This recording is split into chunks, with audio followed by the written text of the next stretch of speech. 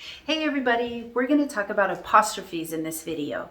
Apostrophes are a little punctuation mark that cause a lot of problems for a lot of people. And it doesn't really matter whether English is your first language, your second, your third, your fourth.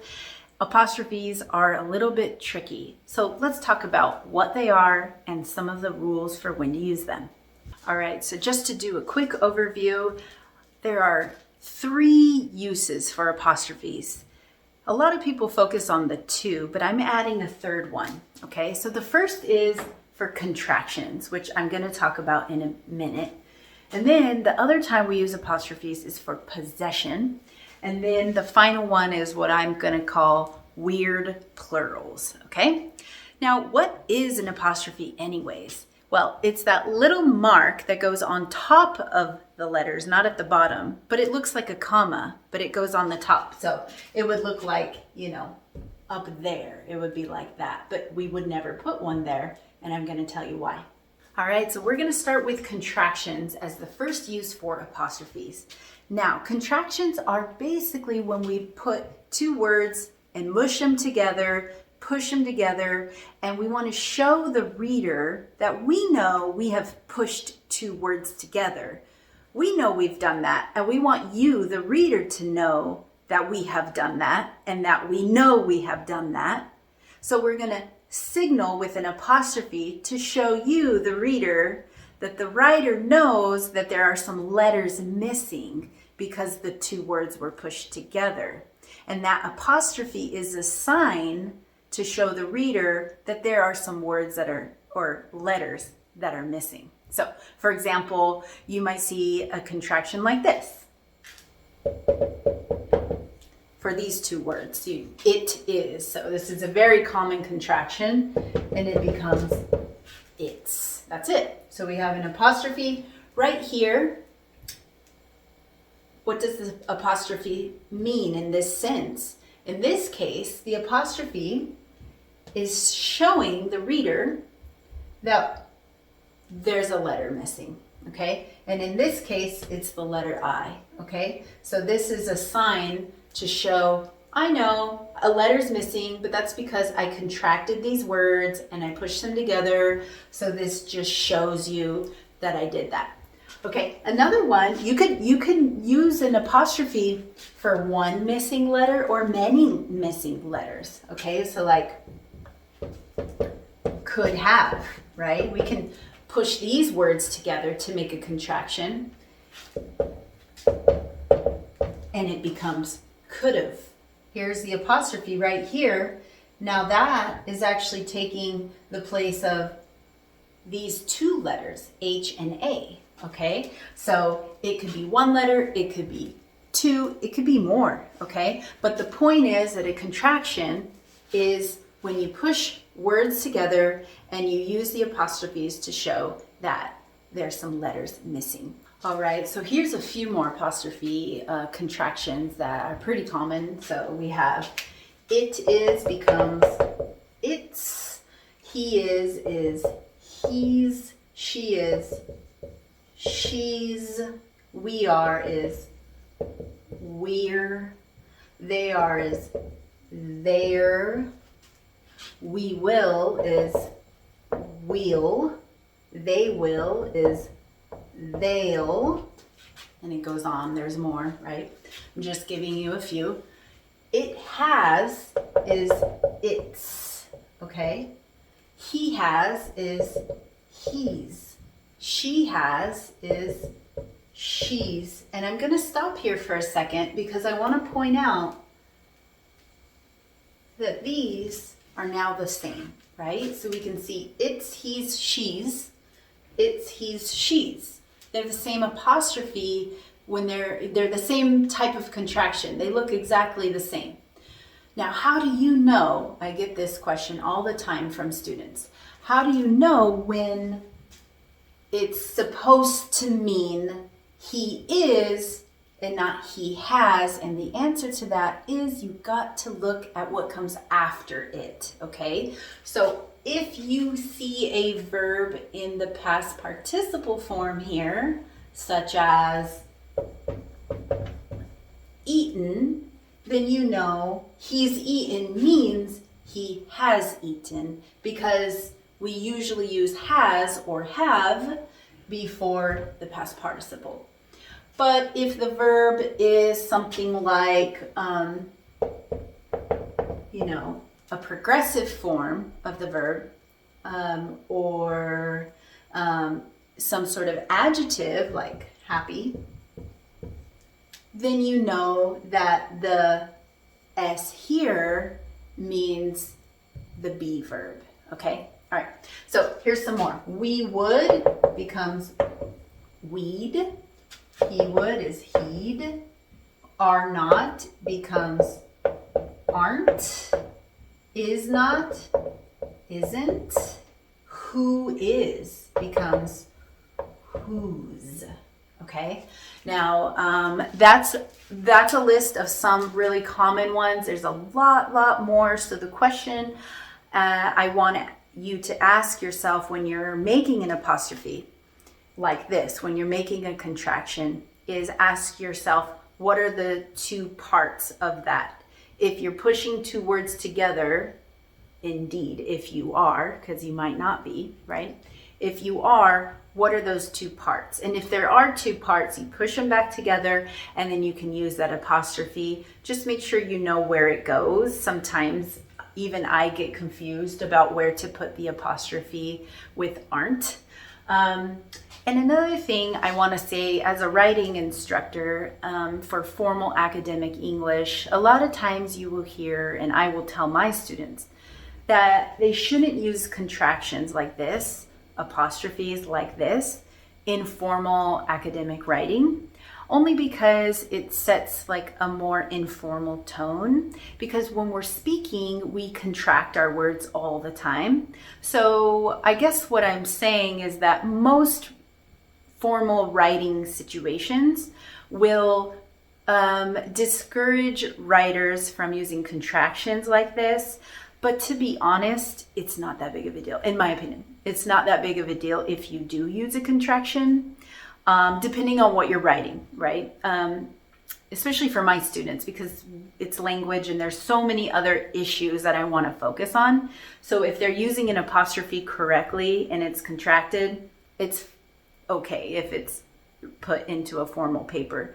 But I will say that is something that a lot of writing instructors in formal academic writing situations will discourage you from doing. The next use of apostrophes is possession. Now this is the hard one. All right, so possession, that becomes a little bit more tricky than the contractions for a lot of students, but I want you to just know that you can completely get this, okay?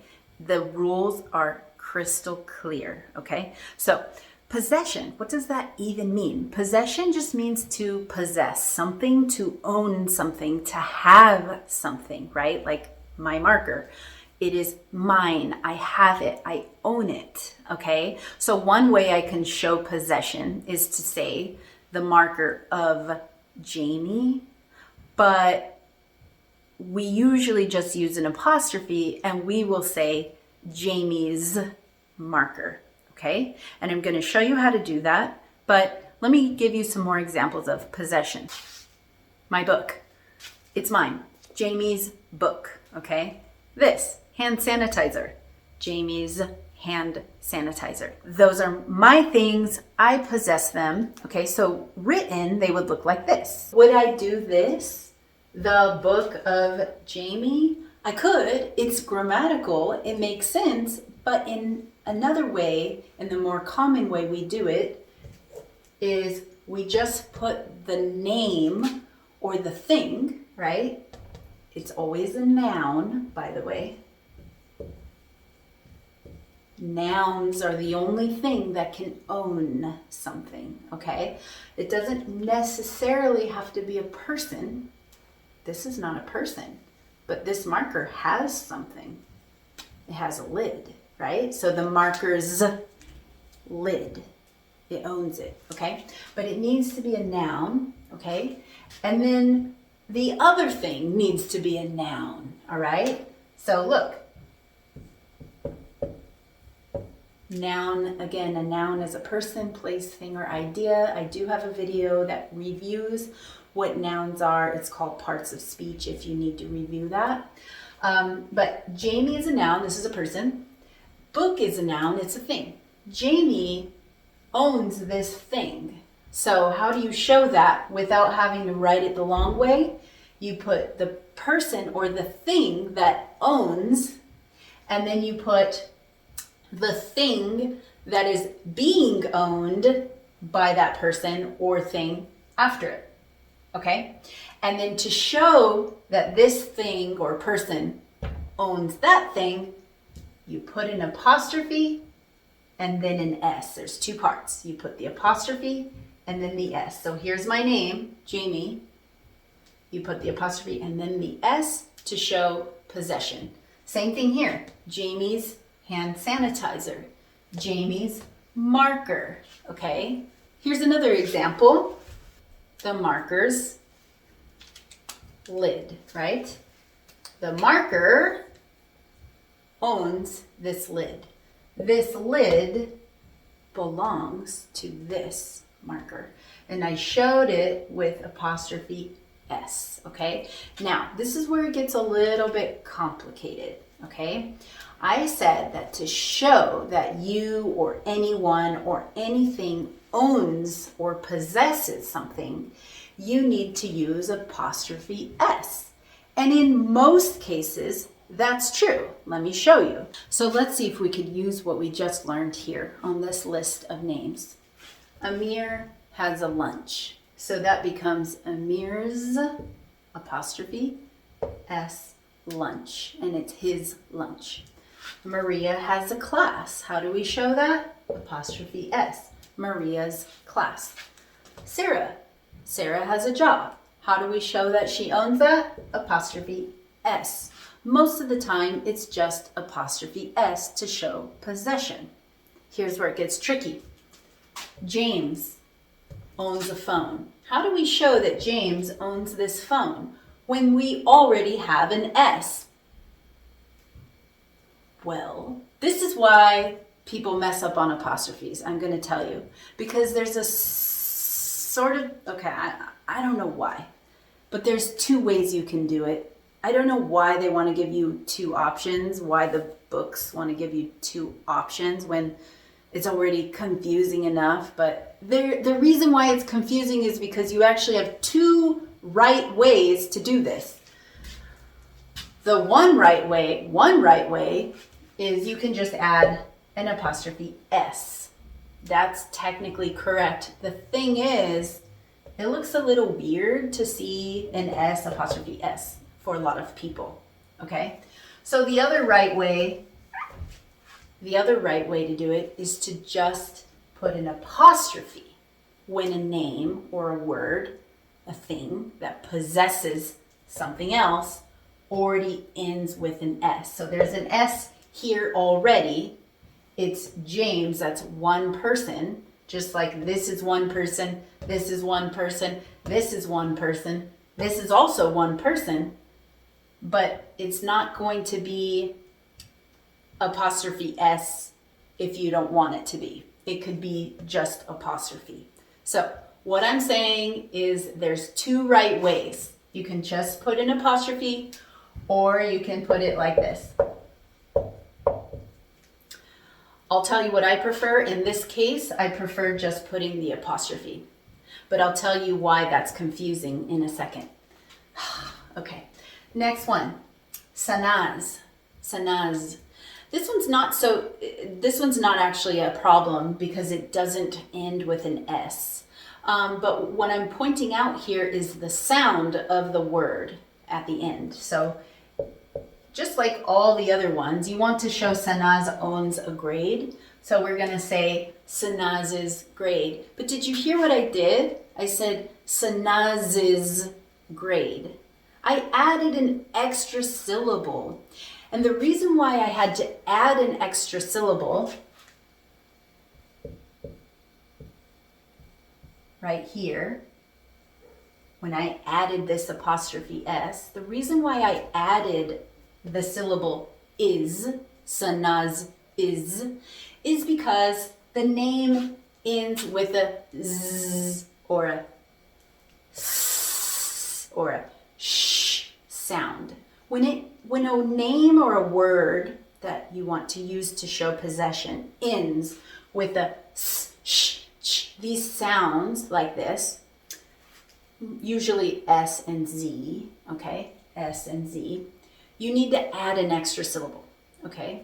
So here, James, when I want to say James has a phone, I say James's phone, James's, okay? I have to add the extra syllable when I put that apostrophe or that apostrophe S. Doesn't matter, it's the same, James's. Sanaz's. So James's phone. Sanaz's grade. Sanaz is grade. It's weird to say it slowly. Sanaz's grade. Okay? Carlos has a computer. Now this name is one person. This name ends with an S. How do I show possession? Remember, there's two ways when a word, a name, a singular thing ends with an S. You can just put the apostrophe there, or you can put apostrophe S. They are both correct, just like with James.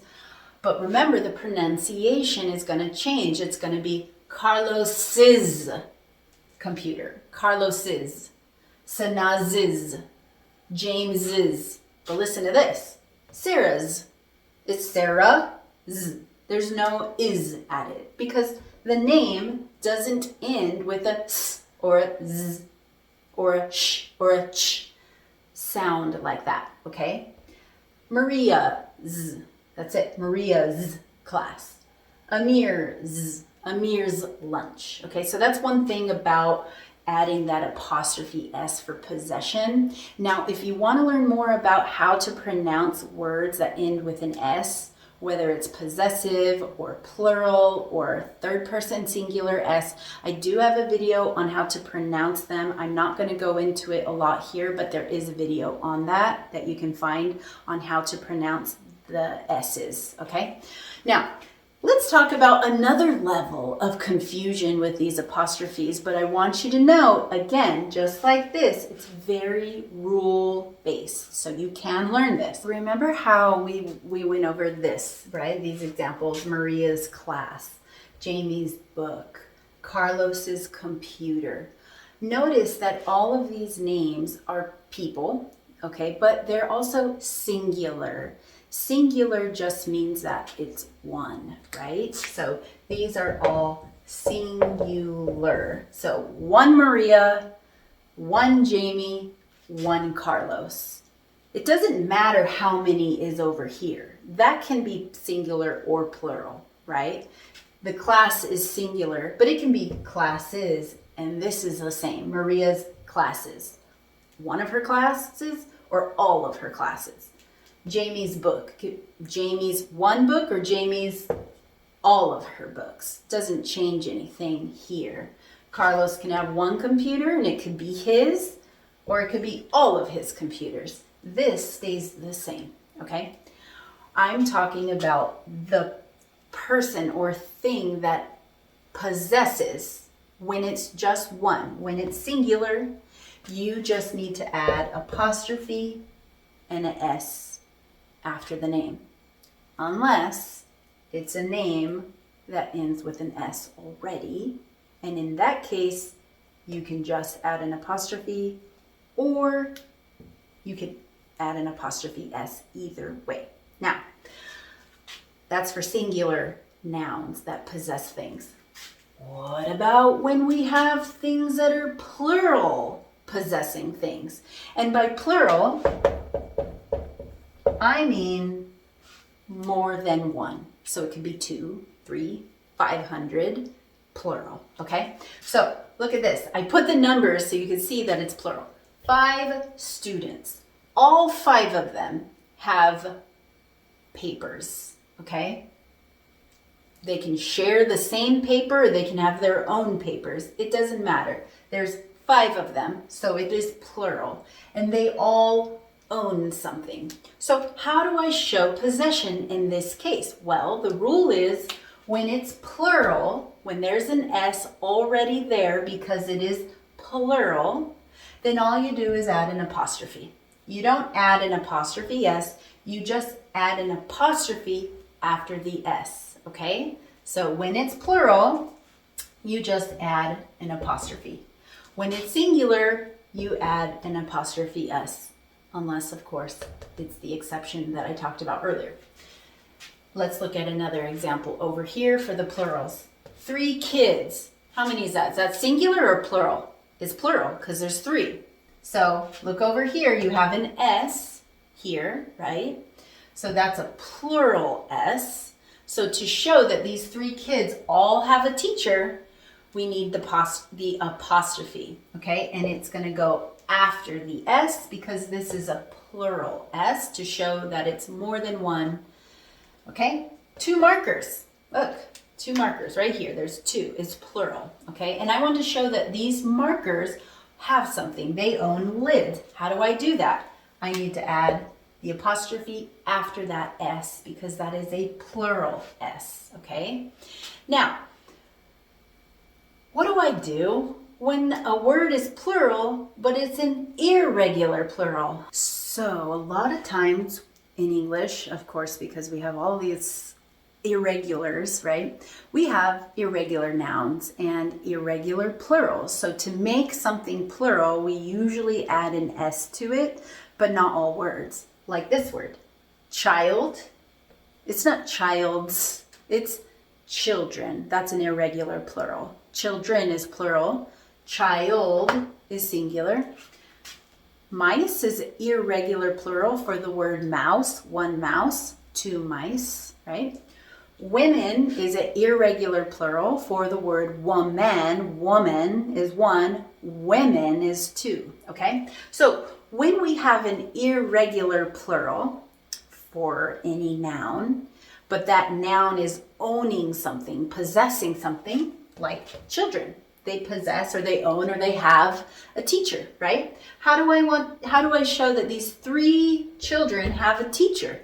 I just put apostrophe S, just like the rule for the singular nouns, like Maria's phone, Jamie's book. It's just like that, okay? So when it's an irregular plural, you just add apostrophe S, okay?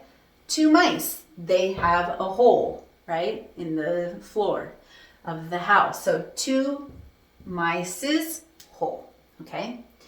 And I'm going to point out here, the end of this word, mice, is a S sound, okay? It's a S sound. So when I add that apostrophe S, I'm actually adding an extra syllable. 2 mice's hole. Whereas here, it's not a sh sound, it's a n. So children's, it's just children's teacher, okay? Women, where is the women's department? How do I spell that? How do I write that?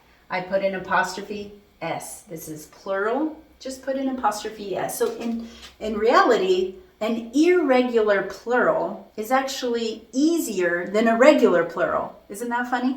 An irregular plural, you just add apostrophe S, just like most of the time when you want to show possession. But sometimes you'll need just the apostrophe after the S when it is a regular plural. That means when you have an S to show more than one at the end of a noun, okay? Now let me show you something else, and this is something with this second point, and then I'm going to move to the last one, which is a breeze. Sometimes things that are plural, like children, mice, women, students, kids, when it's plural, all of these people have their own, for example, students. There's 5 of them. They can have their own paper, right? So in that case, 5 students, if they each have their own paper, it would be 5 students' papers, okay? But if 5 students have the same paper, it would be 5 students' one paper. Okay, so think about that too. 3 kids, do they have the same teacher? If they do, 3 kids teacher, 1. But let's say they each have a different teacher. 3 kids teachers. It doesn't really change what's happening with the apostrophe, but it is something to think about. Now let me show you one more thing and then we're moving to number 3. So here's something else about possession for plurals. A lot of times we'll have the word and between 2 names, okay? 2 people that own something, okay? So Kaylin and Sylvia, I'm just going to say, let's imagine they are husband and wife, okay? And they have kids together. So in this case, if I want to show that they both possess and have those same kids, then all I need to do is put the apostrophe S at the end of the last name, and that shows that this is one unit, okay? Kaylin and Sylvia's kids. Together, it is both of theirs, okay? But then let's say Grace and Sylvia are just friends. They're not married, they have kids, but they're not the same kids. Grace has her own kids and Sylvia has her own kids. How do I show that both of them have kids, but they're not from the same set of parents, right? So here I would say apostrophe S for Grace and apostrophe S for Sylvia. Grace's kids and Sylvia's kids. So this apostrophe S goes from here to here and here to here. That's what that means, okay? Now, to be honest, when do I actually ever have to think about this rule? I don't know. Honestly, I've probably only had to think about this 5 times in my life because I don't have to write this very often, but it's kind of fun to know, maybe. Okay, so the last use of an apostrophe is for the weird plurals, and this one's a breeze, okay?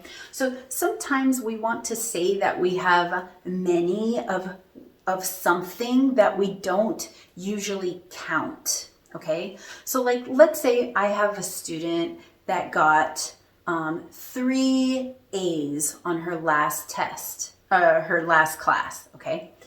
On the test. So I want to say she got 3 A's. How do I express that, right?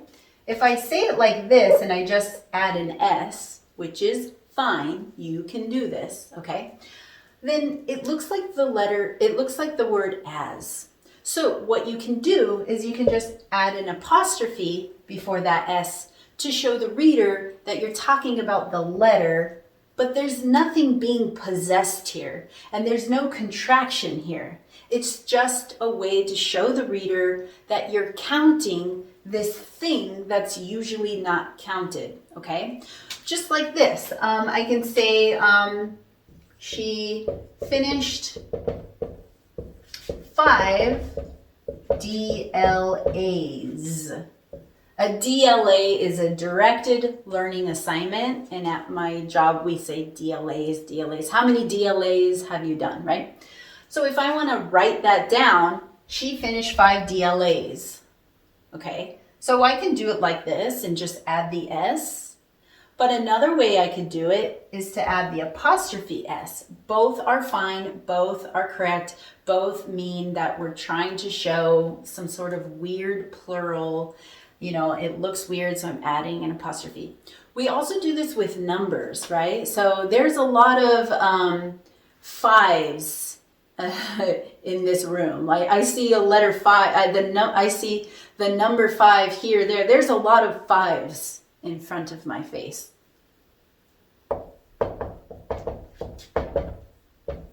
That looks weird, right? So what we can do is just put the apostrophe S. That's what I'm talking about. Okay, so I hope that this video was helpful and that you can work on apostrophes and use these helpful tips and all these many rules to help you improve your ability to use apostrophes. Thanks for watching. Bye-bye.